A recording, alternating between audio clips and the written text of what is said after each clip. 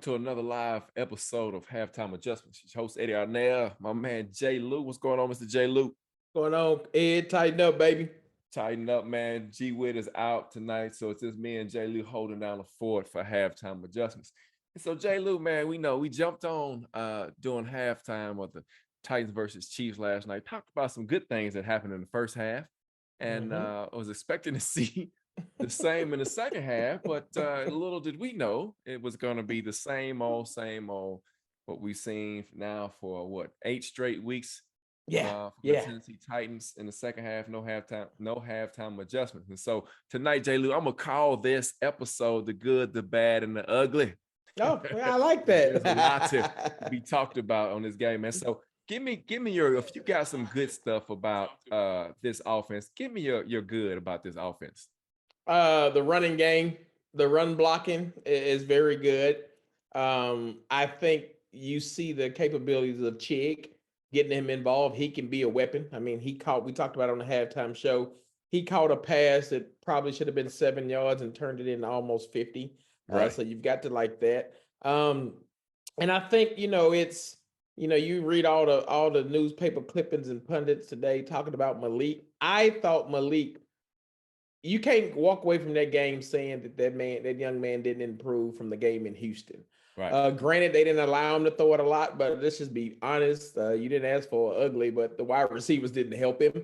He had some drop balls. But, I mean, if you think about it, his deep balls that he was throwing, man, he threw some pretty passes. That over that back shoulder pass to Hooper. You saw some glimpse there that shows the talent that this young man has. And the other good I'd say is that 22 he's on a mission. And you hate to see it being wasted because we can't figure out the second half, but he's on a mission, man. He's running. I mean, I think last night, if I'm not mistaken, jumped him to the number one spot as far as yards leaders. And I mean, he's quietly doing it like Derrick Henry's always done. Starts off slow. September is a preseason for Derrick because he don't participate in preseason. And you get to October, November, the weather get colder, and you see the king be the king. So overall, I think that's some of the good that I could take away out of that game from an offensive side. Right.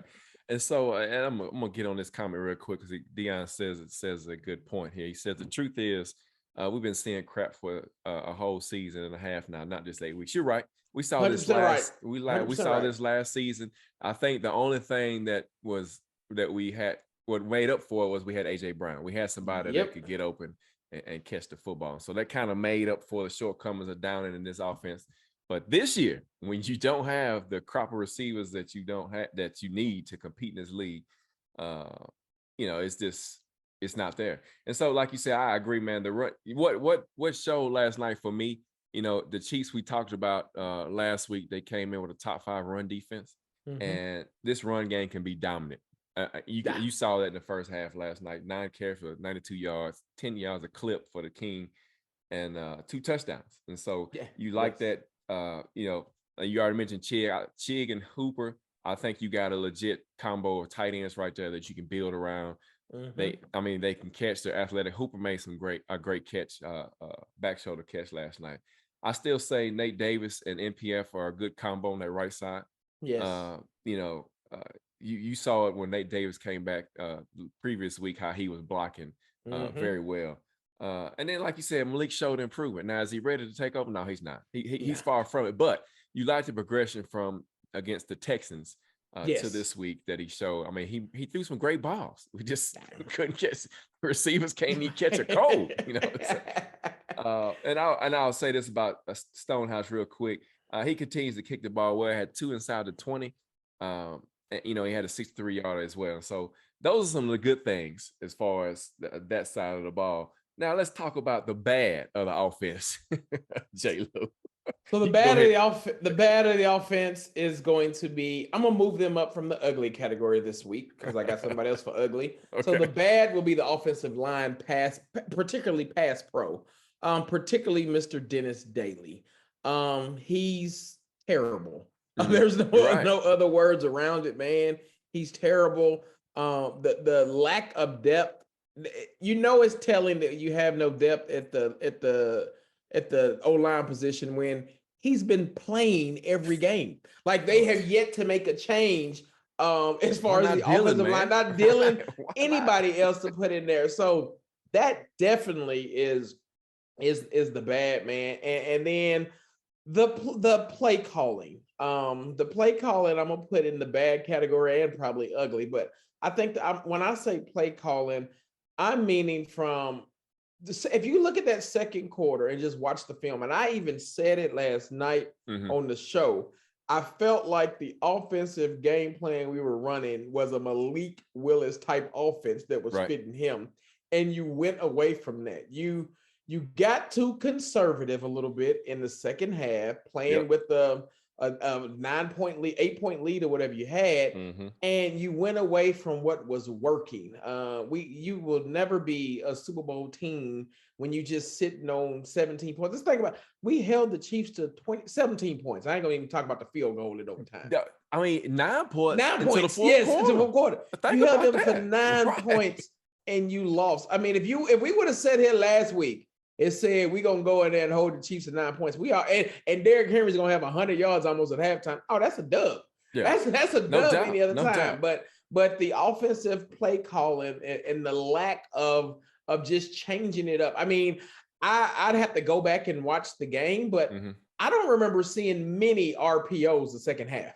I don't think You that was see, maybe you just saw him one. Right. and you know, for as terrible as Chris Collinsworth is, that's one thing Awful. he kept pointing out was that they wasn't taking advantage of Malik's running. So the play calling definitely falls. The play calling and pass pro, man, fall into the ugly. I mean, the bad for me. Right. I'm gonna get some more comments in, then I get to my bad. Rodney wants to know why they go away from the game plan when they had the Chiefs on the hill. So here we go, Rodney. It was gonna talk about that, so we can go ahead and bring it up now. And thank you for the question, man. So after the scripted plays that they script, Todd gets lost. He doesn't know how to call the game after that. So At that's all. what you see. You At see the all. 15 to 20 plays they script. How many ever they script for the game? After that portion of the plays are done, I mean, it's like flip a coin. What's he gonna get? Yeah, He don't man. have a clue about what to do next after those Nope. plays.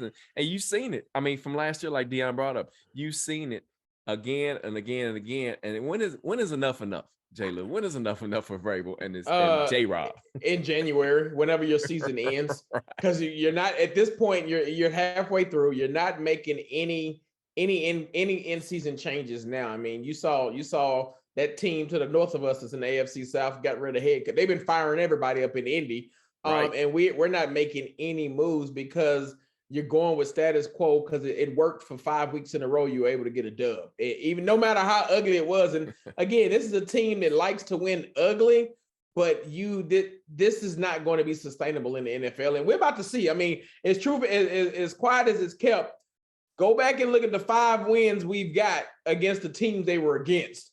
All those teams are trash. And so now we've been to play some teams with some winning records, and you got your first litmus test last night that you should have passed. You should. I mean, I think there's hope there that this team can probably go. This is not the same team that the Bills blew out in week 2. If you go back to last year when we beat the brakes off the Bills, 2 years ago we beat the brakes off them. Mhm. They went on that go on a roll. So this ain't the same team we saw in September. But it's the same offense that we saw in September, if that makes sense, which is it was terrible then. So it's right. I mean, I think that's what you hang your hat on is that your style of play can work, but you've got to put up the points when you have the opportunity. You've got to. Let me get this. So Will says, who gets the majority of the blame for this compensated offense? J-Rob for lack of draft or trade, Downing or Vrabel for not addressing the Downing situation. I think so. Blame this loss. Here's my opinion on that. Blame this loss on J-Rob, on Vrabel, and Downing. Blame it on all 3 of them. I go in that exact order. So, because Vrabel didn't, J-Rob, first off, because he didn't do anything during the trade deadline. I mean, didn't do a thing. Didn't even attempt to bring a receiver in. Didn't attempt to bring a new left tackle in. Nothing. He's like, stay pat. Now, you see a comment come out about Vrabel. He was like, yeah, we can throw the ball 50 times a game, but who we going to throw it to? So That comment from That's Vrabel, telling.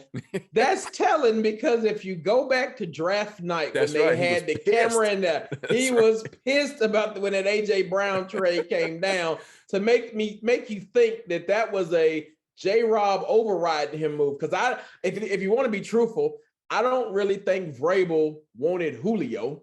I think that was more of a J-Rob to fit him in because he heard everybody saying we need some weapons, and I think he went with Julio. And I don't think that was really a Vrabel guy. And quite as it's kept, I think Vrabel loved him some AJ. I think that was and I think he just was in the spot where you had to go with what your boss is saying, because I mean J-Rob, he's the boss at the end of the day of Vrabel. But that comment right there was letting you know that even he's knowing that you don't have a wide receiver out there one that can scare anybody. Right. And I mean, what is it going to take to get Tim Kelly? Now, somebody brought up that Tim Kelly was calling the plays in the first half. He might as well. He might have, because the offense, to me, like I said, the running game was dominant. For you to go 10 yards a clip against a top 5 run defense with one of the best defensive tackles in the league. Man. I mean, and they had 8, 9 in the box. They knew it was coming, and they still couldn't stop it. And so you had Malik getting on the edge, and we was talking about that last night during halftime, how his confidence was building because the RPO was working. You could see it in his throws. Yes. You could see it in his throws, the ones that he were able to get off. And so, the bad, of course, we already talked about the halftime adjustments, the lack. I'm going to go ahead and do my ugly too. Like I said, after the scripted plays, Todd Downing is just the worst. He's the worst coach I've ever seen. Doesn't know what to do. Has no feel of the game at all about how it's going. Oh, I'm running well. Why is Derrick Henry getting one play and then getting off the field? One run off the field. That you could tell he was pissed last night too. Yes. If anybody was pissed, Derrick Henry was pissed after that last night. The wide receiver that we talked in depth about that. I don't know if you saw the NWI interview on Twitter today. I saw that. He said they were making plays early on. Nobody was saying anything. When did that happen? Unless they're talking about blocking. When they making plays? He might be. So you go, like I said, the King 8 carries in the second half for 22 yards. So here's a good stat for you, J. Lou. 207 yards of offense in the first half. Only 22 the second half. They had 229 yards of total offense for the game. I mean, and you think about it. At halftime, you were on track for a 400-yard performance, and and the defense gave you the ball. You had the ball on the 50-yard line and punted. Like you started a drive on the 50-yard line and punted. That's not supposed to happen. And again, that my ugly is the wide receiver room. Like the lack of playmakers at wide receiver when Cody Hollister is blocking downfield when a pass is being thrown to him. Like at this point, the Titans wide receivers are the laughing stock of the NFL. Like I beg you to find one that's worse. And the difference is because I think Green Bay's Allen Lazard is decent. I think Green Bay's might be a little terrible, but they quarterback makes up for that. Right. But other than that, we have nobody on our wide receiver team that I think would even get significant playing time on another team. But maybe Robert Woods, because Robert Woods to me is a good 2. But he's a 2 for a reason. I mean, back to think he made plays because they had Cup. That's right. So when you got Robert Woods, you thought you were pairing AJ and Robert Woods. Hey, that might be a nice little 1-2 combo. But now you're asking Robert Woods to literally you're asking all your receivers to block.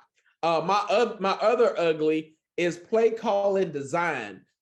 We continue to run go routes for everybody. No check down. Got no check downs. Then we run tight end screens to Jeff Swain that he can't even get off the line in time. In overtime, yeah. When you need can't even get off the line on time.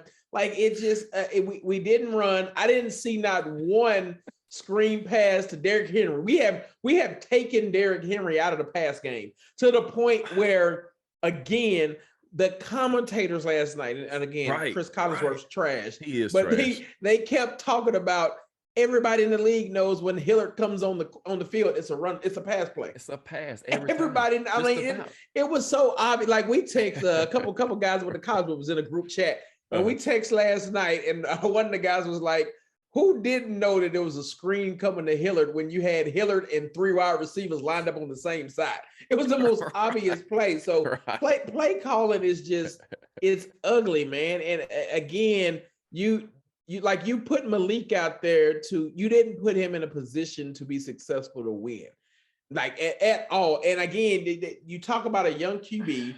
You want to continue to build his confidence. He has a security blanket back there in Derrick Henry. And all else fails, Henry's gonna get his, but you did nothing to get him going. The very first play of the game, pass to Chig, was a play to get him in a rhythm.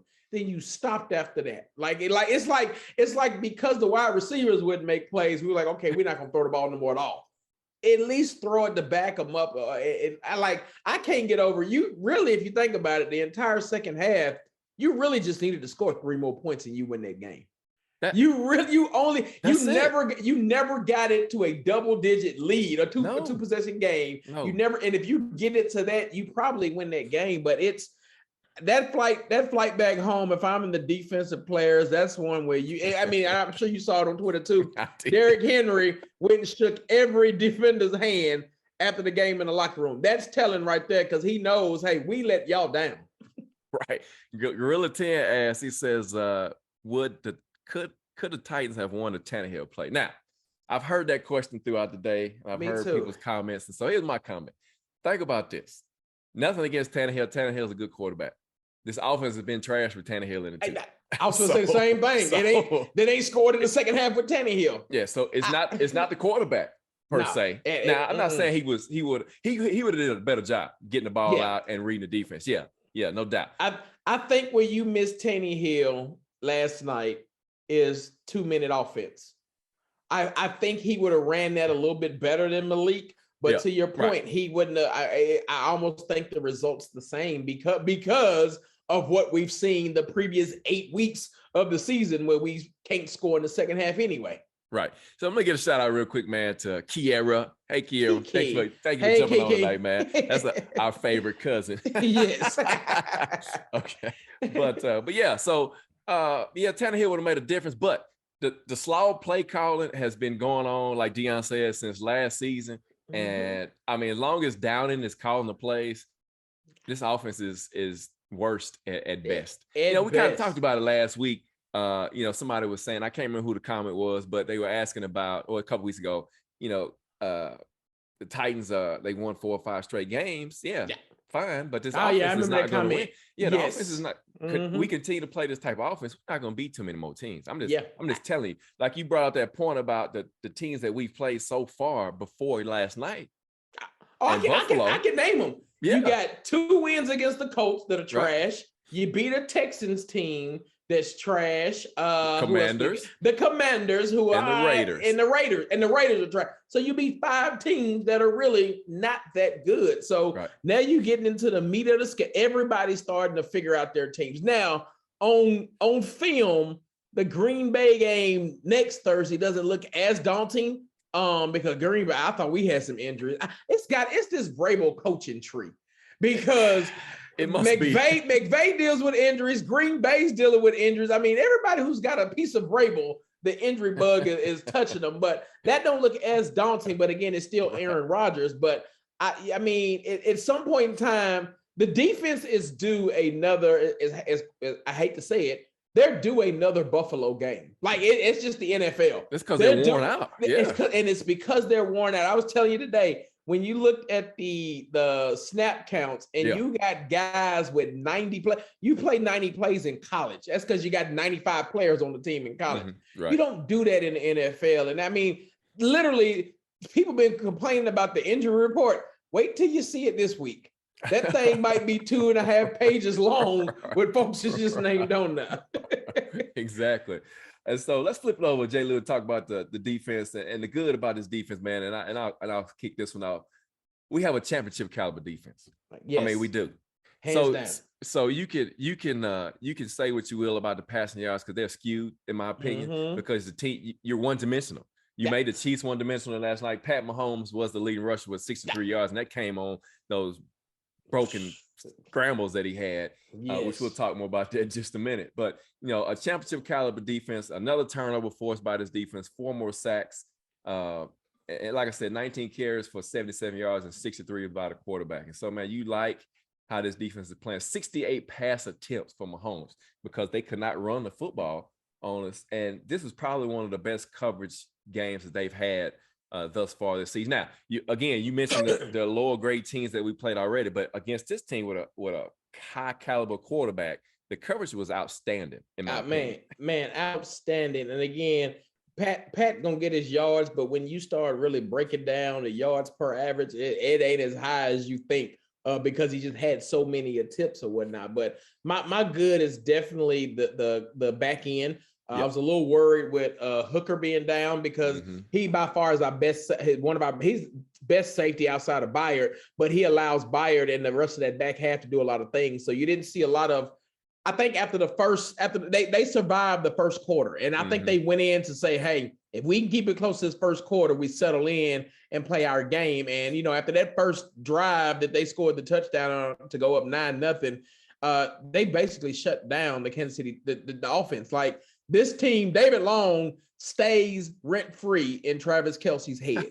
Been that way since last year. Frustrated bad. They had him frustrated. I mean, he's throwing helmets, rolling them all over. It literally that the non-penalty call was a frustration because that's offensive PI all day, but that's because they were jacking him up. So you liked it because you saw some of that I call it that old Patriots, how they used to treat the Peyton Manning Colts. How they used to treat that wide receiver. Right. So that's definitely my good. And my good is the depth on the defensive line. Yes, sir. Man, now granted, there's a drop off when Bud ain't playing. And for anybody who says that Bud ain't important, Bud is probably 1B as far as importance to this defense. 1A is Jeff, 1B is Bud, because Bud makes that front four, it's something different.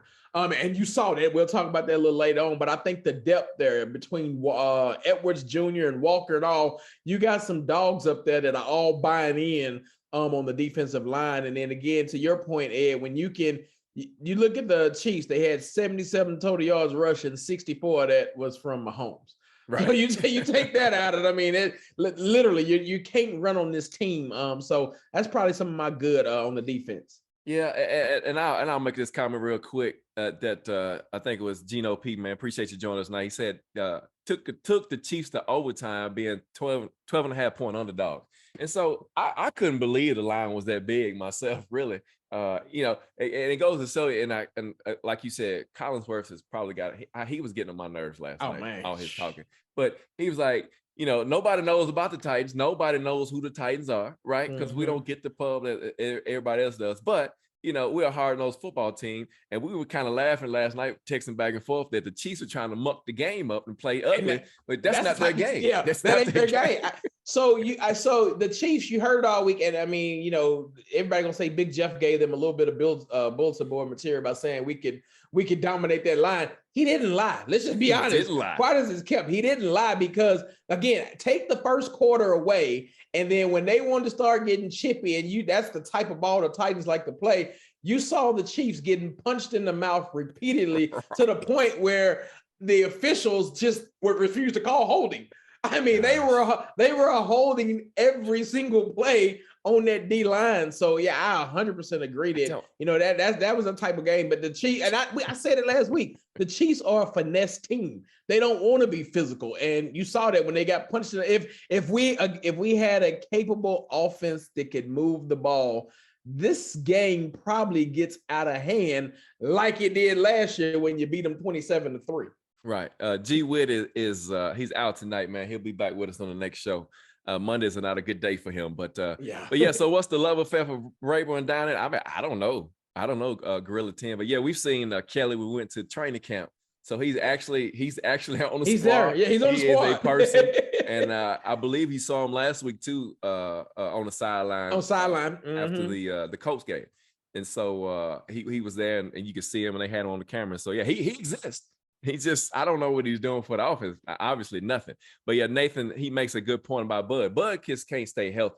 Man. And there is, like you said, there is a big drop off on this defensive front when he's not in the game. And it's so telling, man. Oh, and you saw it last night when Rashad Weaver on the big Mahomes scramble for the touchdown, he loses containment. When they're flushing him over to his side, he runs way upfield and loses containment. And then you got Pat Mahomes loose in the secondary. He got probably one of the ugliest runs I've seen in my life. I was just going to say the same thing because he runs so slow. So uncoordinated. Right. And so the edge is just different. Now, like you said, Mario Edwards Jr., he played pretty good. Walker played good on the edge, but it's just different when Bud's not in there. He brings a different dynamic to that front four. And then, you know, what can you say about Danico, man? He's still balling. He's still eating. I think he's got 6 sacks now. 6.5. Yeah. 6.5 on a year. And so that's some of the good. Now, some of the bad for this defense, and I'm blaming on because they were on the field too long. Too many plays. But the injuries continue to plague this defense. Like you already mentioned, Bud, he can't stay healthy. For whatever reason, he cannot get healthy.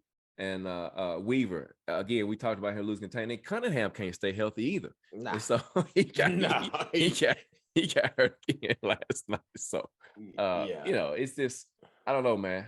He had some missed tackles, but again, I'll blame that on the defense being on the field. Kansas City had 41 minutes of time possession versus 26 from the Titans, man. It's unbelievable. That's ridiculous. I mean, my bad would probably be along that lines. They couldn't stop him on 4th down. And usually that's our money down. And then I just don't think that the one turnover, I think there was a few more turnovers out there to be made. Yeah. But we just didn't make them. But it isn't too much bad. You can say now outside of the containment, because I thought you could see that drop off with the containment, but again, the health plays into that because you're missing a guy. Bud, when the defensive strategy to overload 3 on one side, and so what they were doing for those that don't know football a lot, what they were doing when they overload on the D line is you're putting your D end 1-on-1 with the tackle, so it's man on man with the tackle and. Bud was eating that tackle alive. I mean, eating him alive, and it was helping keep. You want to keep Mahomes in the pocket because again, you saw how dangerous he was when he got out of the pocket. But not a lot of bad and stuff to go around on the defense because man, they just again looking at the play sheet. Now I always look at it every night after the games, in next gen stats. And I saw 95 or 96 on there for Byard Long. Fulton and 2 more played the entire game. And that's a lot. That's so to put that in perspective, that amount of snaps is really 2 games in one in the NFL game. Right. Because if you look on the flip side, the Titans ran 56 plays, 56, 60 plays. So that's almost 2 games for those guys at once. I mean, when you look at the end, if that's the first quarter, on the 4th quarter play that Big Jeff was running down Mahomes, if that's quarter 1, he gets him. Oh, he makes that play. He makes that play easily. But 4th quarter, Big Jeff, he's just gassed, and you know he said it after the game. He's got to get healthy because that ankle just ain't right. And you know, as quiet as it's kept, this team already had to bye. Now you hope that they can get one Sunday at home, and then a short week get one in Green Bay and come out of both of those games relatively healthy with nothing else major, because that gives you a small 10-day bye from that standpoint. But man, we said it this season, for those that have been following the halftime adjustment show, 2020, we talked about the defense was wasting away that offense. Right. Now this is deja vu, except it's flipped. The offense is wasting a championship defense. So offense is ranked 32nd. Right. If they could just be ranked 22nd, we probably are 7-1. Right. Easily. And so you know, the thing about what they did, they rebuilt this defense starting last year. And it started with what? It started with naming Shane Bowen as the defensive coordinator. Because what happened in 2020? The communication. Communicate every week. The word was communication. We gotta get better communication. We got faster and younger at cornerback with Fulton and now McCreary.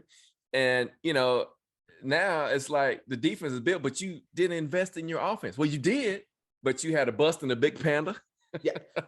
You know, and so Big Panda phased out. Right. You panic on AJ. And Right. again, it's blame on both sides, but It is. you had him under contract this year. You It wasn't did. a contract year. You did. So you panicked on that one. Julio phased out on you. And again, to those that's talking about Julio, he really ain't lighting it up down there in Tampa Bay. He got hurt again last night. Yep. So you missed on that. Taylor Lewan, you never had a backup plan for Taylor Lewan. None. Because Taylor's coming off an injury, been hurt.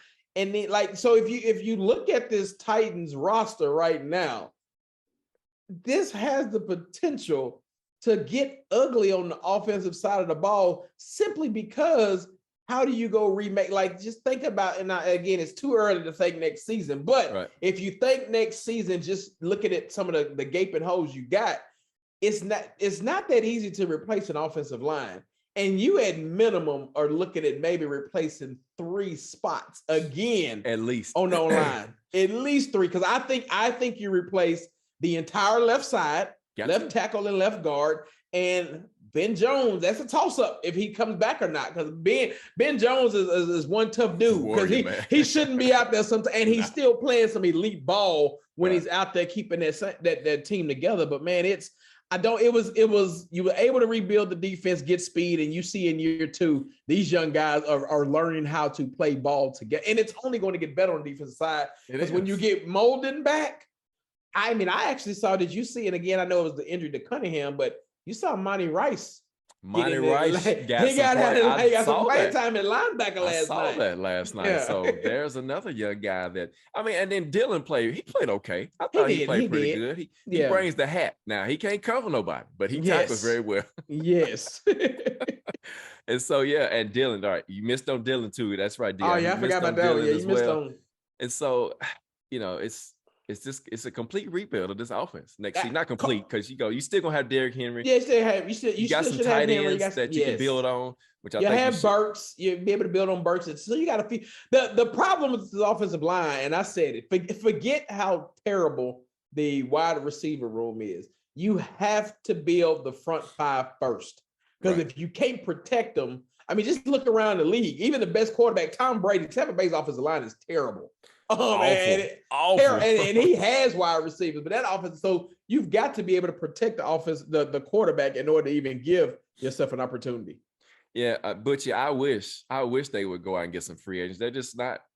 For whatever reason, they refuse to bring some other folks in. They bring in these practice squad guys. So I'll explain that a little bit. Go ahead, because the contracts that we had.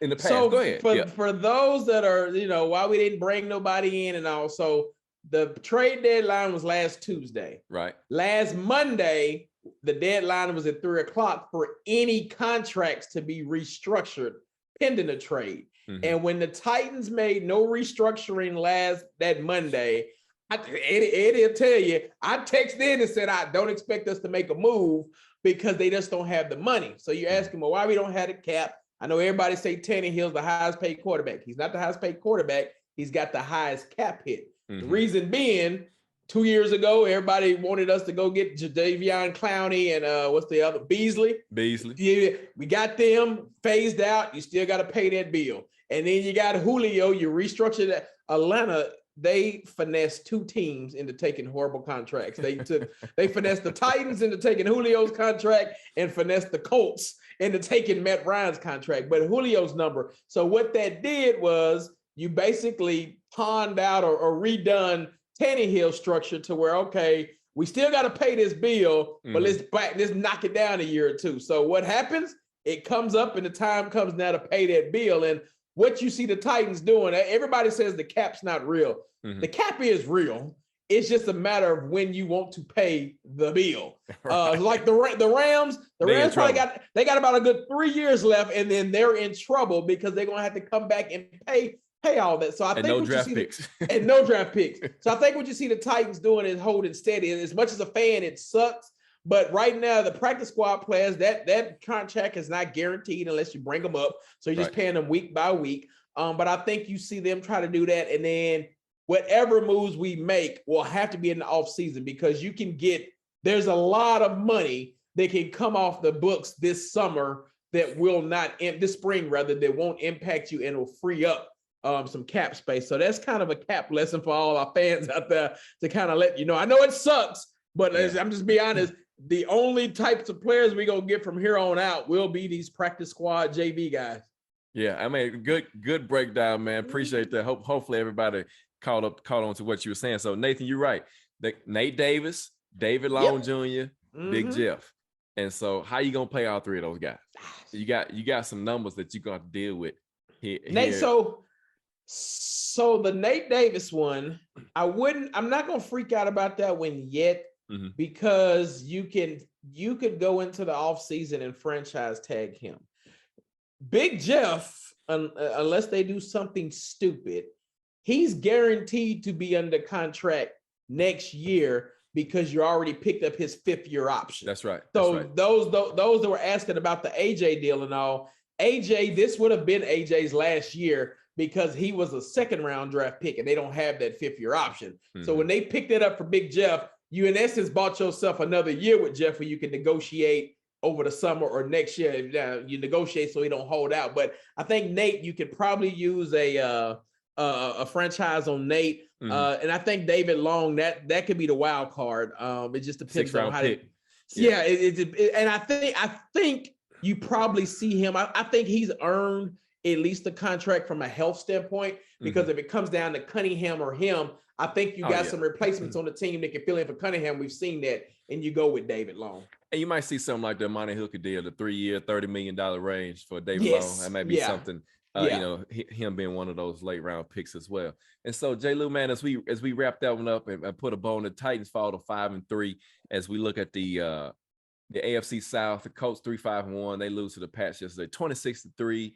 The Jaguars beat the Raiders 27-20, and the Texans lose to the Eagles on last Thursday night, 29-17. So now, as we go to the second leg of the Green Mile, man, we got the Broncos coming in, sporting the second-ranked defense in NFL, first in pass and second against the run, and I'm sorry, 21st against the run, and then second in scoring. So, you got a Hall of Fame quarterback potentially coming in. They're coming off a bye week. Here's another team coming off a bye week preparing for this team.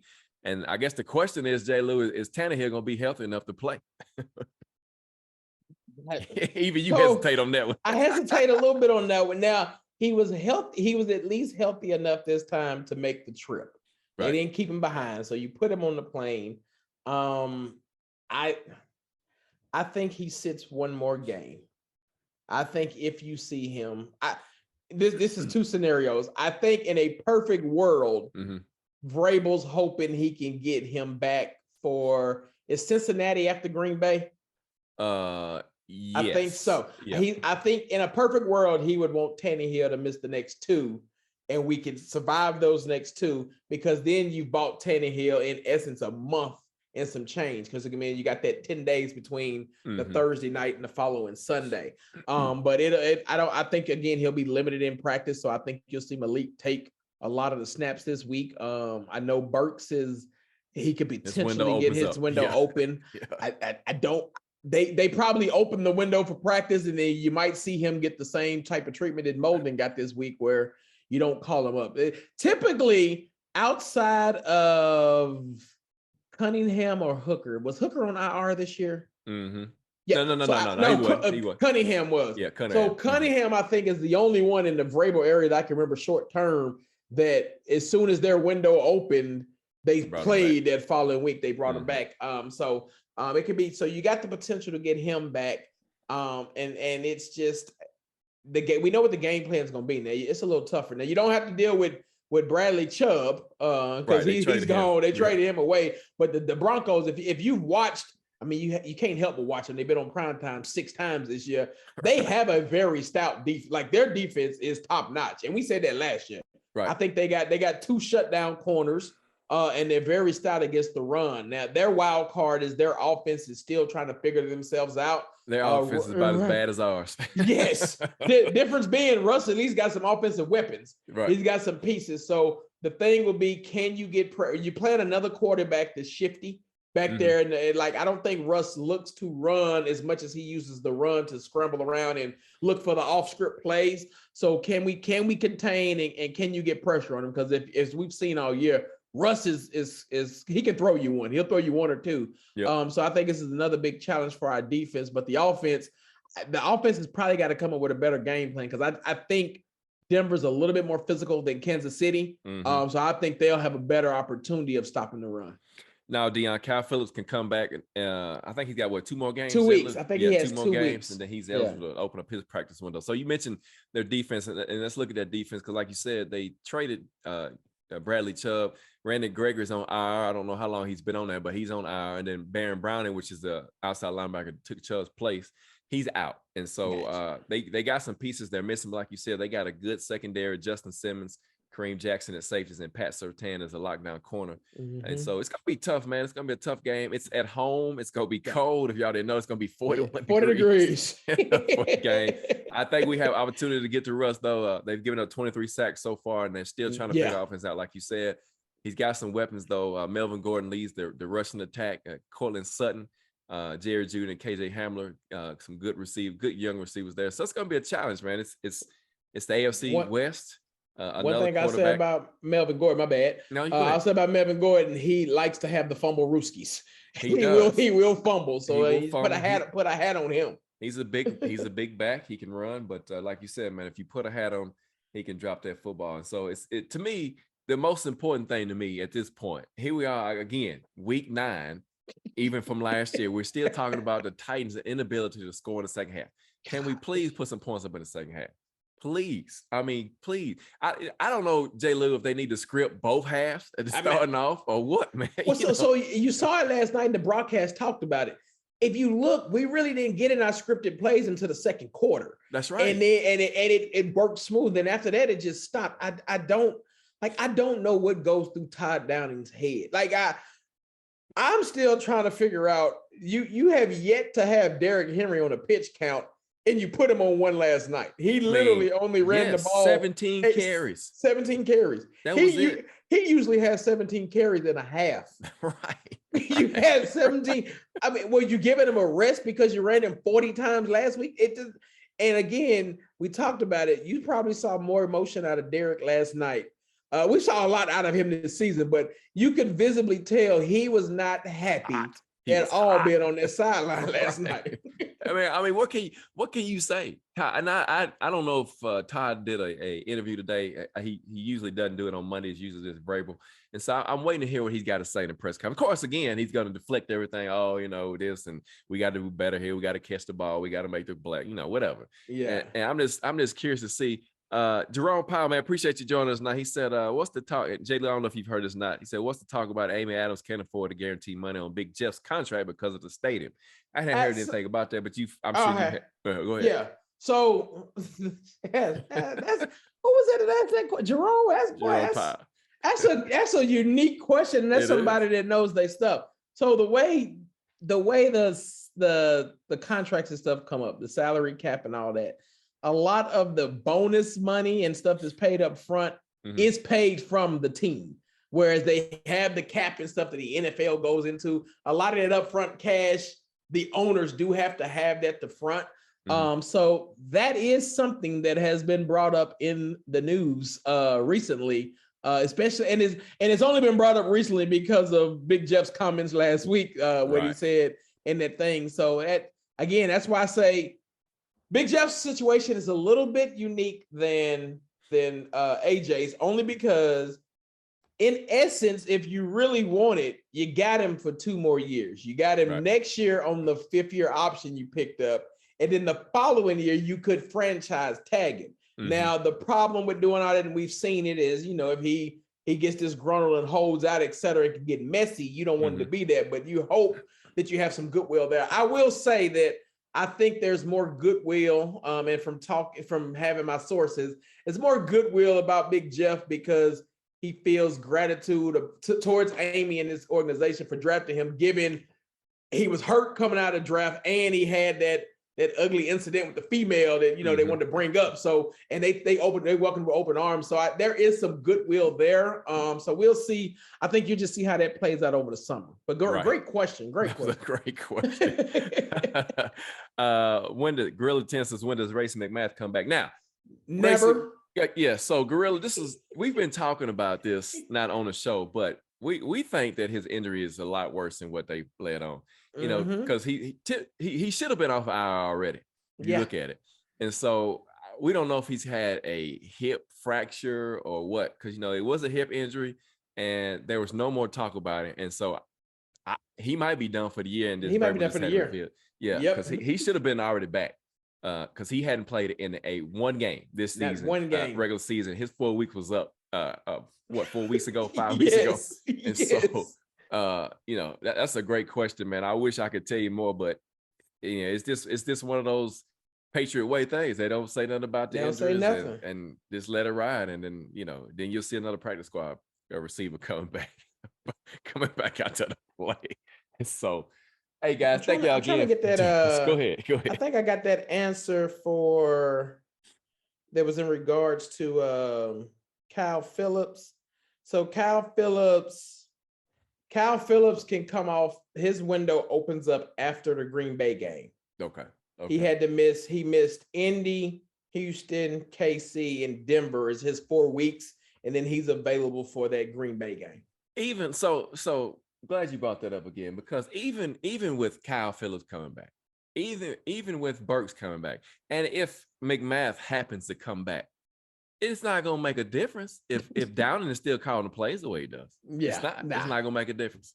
I don't care who you put out there. Because if you're not running, and I hate to go back to last year, but you got to go back to that Bengals game, and we saw it running them go routes when they blitz, and you don't have anybody to check it down to. I mean, this has been the Achilles of this team the last 2 seasons, man. I don't remember. And again, me and you always talk about it. I don't even remember us seeing a throw the glance play last night. No, or attempted. I'll give you this, because the one the Chig really looked like it should have been a tight end screen, but I give you that was the closest one to it off the play action. Well, I do remember one time. So you got to think about it. I think it was NWI was in the game, and they went 3 tight ends, and they faked the dive to Henry, and he overthrew the crosser to Chig. Okay, to Chig, he just overthrew that one. It was a bad throw. He was open, but again, that's one time out of that formation, which we don't see. That out of that formation that much, and that's the one thing you're hoping. When Burks comes back, maybe you see the play calling check, because that's his wheelhouse. That's where Burks and AJ Brown are very similar. That quick glance play and breaking a tackle and taking it. So the one thing I'd caution everybody back on Phillips and Burks, this team is notorious with soft tissue injuries, and as it's getting colder, it can tell you from his playing days that hamstring is hard to warm up in this wintertime. Right. So I really looking at that and seeing it now, I don't anticipate seeing Burks or Phillips until after Green Bay. I really think that Vrabel, just knowing Vrabel, and I hope I'm wrong, at least on Burks, but I think looking at it, I think he's going to try to get through Denver and then the short turnaround on Green Bay, get through those 2 games, and then be ready to roll with his fullest team as he can be, but for the remainder of the season. Yeah, because after the Bengals, you got to go to Philadelphia and play the Eagles. So it doesn't get any easier. Let's see, Nathan. Yeah, you're right, man. So on that play, and I went back and I looked at it. He's talking about Jay Lou when the receivers was downfield. They weren't looking back at Malik when he was scrambling around. So that was supposed to be a screen. Is that the overtime when the tight end screen? Yeah, because I thought the same thing, Nathan. Man, I was looking. I say, why is nobody looking back, trying to get open, and they downfield blocking? Yeah, it was a screen to Swain, which Swain didn't get off his block, and Malik. I mean, I guess Malik, he could have took another second. Yeah, I was going to say Malik. That was a play. Now, if Tannehill's in there, I think he gets the screen off, and that's to say. Now, I'll be honest, Swain ain't the fastest to me. Right. If you go back and look at that one on the all 22. He probably can pick up close to the first down because they had it. It was well formed to be well blocked up. But I think that's where you see the rookie. I mean, the play before he just got and nobody was open for him. So I think that's where you hope he waits just another second and let it open. But then again, why are you running that to Swain in the first place? Right. And I don't know, Dion. I don't know if Downing is a good coach, and the reason why I say that is, man, because he did the same thing to the Raiders. Did the same thing to the Raiders offense. And so, you can only go by what you've done in the past. And so he's repeating that same type of trend. Yes. And so He might be a good tight end coach. That's about it. Yeah, he might be a good tight end coach, but he cannot call plays, especially when you get off script. I mean, he just loses his mind. Ross Swain. So I was, and D, I don't know if you jumped on at halftime. I was happy that they didn't throw any balls to Swain in the first half. Yeah, you jinxed it. I did jinx it because they were throwing the hooper. They threw it to Chig a couple times, and so I was like, man, this is great. This is awesome. And then doggone it, if you don't in the most critical time of the game, in overtime, when you need to get down the field, you go to Swain. Go to Swain. Man, well, again, thank y'all for joining us for another episode of Halftime Adjustments. Eddie Arnell, Mr. J. Lou, man, G, with us out tonight, man. The Titans fall in overtime to the Chiefs, 12.5-point underdogs at that, man. Hold the Chiefs to 9 points up until about the early part of the fourth quarter. Look, and I mean, what can you say? They was in the game, and the offense just didn't produce. I mean, that's the bottom line.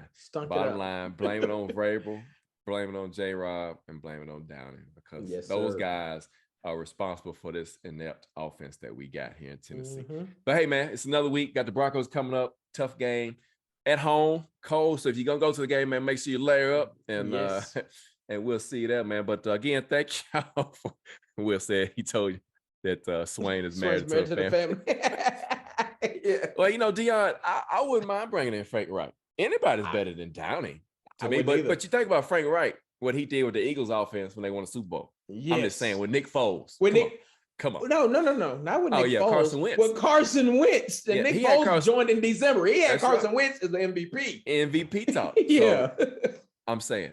I'm saying bring him in and bring in a left tackle. We probably be all right. He'll be all right. At least try Dylan, man. Let him go ahead and play left tackle. I mean, what? He can't be any worse. Right. I'm gonna say he can't be worse than somebody who's this is their position and been in the league. Right. Well, again, thank y'all for joining us, man. We Halftime Adjustments. We will be back next week. We'll be talking about the Broncos game, and G will be back with us, man. So make sure you tune in for that. And I'm Eddie Arnell. That's J. Lou, man. We're out of here. Peace.